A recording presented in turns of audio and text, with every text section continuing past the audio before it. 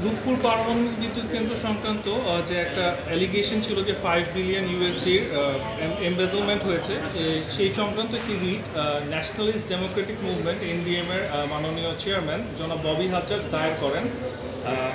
এই বিষয়ে আজকে ম্যাডাম জাস্টিস ফাহমিদা কাদের এবং ম্যাডাম জাস্টিস মুমিনা আসাফের কোর্টে একটা রুল জারি করা হয়। এক্ষেত্রে আমাদের বক্তব্য ছিল যে এই যে রূপপুর পারমাণবিক বিদ্যুৎ কেন্দ্র, যাতে রাশিয়ান গভর্নমেন্ট এবং একটি রাশিয়ান কোম্পানি রোজাতম জড়িত আছে, এর সাথে শেখ হাসিনা, শেখ রেহানা, টিউলিপ সিদ্দিকী এবং সজীব ওয়াজেদ জয় তারা জড়িত ছিলেন। এই $5 বিলিয়ন এমবেজলমেন্টের যে তথ্যটা বিভিন্ন পত্রিকায় এসেছে, এক্ষেত্রে আমরা 4টি মিডিয়ার নিউজ অ্যানেক্স করেছিলাম আমাদের রিটে। কোর্ট আজকে লার্নেড কোর্ট আজকে আমাদের বক্তব্য শুনেছেন এবং এক্ষেত্রে দুদকের লার্নেড লয়ার এবং লার্নেড ডিএজি সবাই একমত হয়েছেন যে এই বিষয়ে আসলে একটা ইনভেস্টিগেশন প্রয়োজন রয়েছে। এবং আমাদের দুদকের লার্নেড লয়ার আমাদের ইনফর্ম করেছেন যে এক্ষেত্রে আমাদের রীতি দায়ের করার পরে এই বিষয়ে দুদকের বিভিন্ন ধরনের আলোচনা হয়েছে এবং তারা প্রিলিমিনারি কিছু ইনভেস্টিগেশন ওয়ার্ক অলরেডি করেছেন।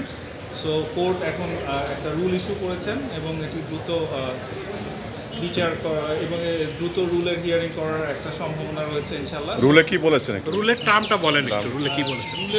রুলের টার্মটা বলেছেন যে এই দুদকের ইনঅ্যাকশন কেন অবৈধ ঘোষণা করা হবে না, এই বিষয়ে একটি রুল জারি করেছে।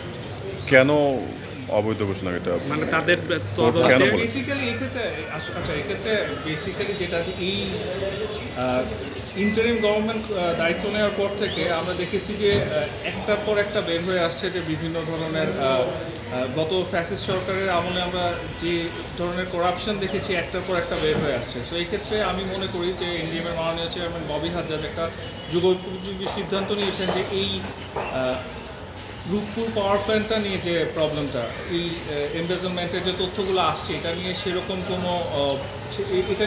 কোনো আমরা এখনও পর্যন্ত উদ্যোগ ইনভেস্টিগেশন বা উদ্যোগ বা ওরকম কিছু আমরা দেখিনি। সো দ্যাট ইজ ওয়াই এই রিটটা করার পর আই থিঙ্ক যে আমরা এক্সপেক্ট করবো যে এটা একটা সবার অথরিটির কাছে একটা নিউজ পৌঁছাবে যে এটা নিয়ে আমরা সচেতন। এবং এক্ষেত্রে আই থিঙ্ক যে কোর্ট আজকে রুল জারি করার মাধ্যমে এটা নিশ্চিত করলেন যে এটা নিয়ে ফার্দার ইনভেস্টিগেশন ইনশাআল্লাহ হবে। এটা কি তাহলে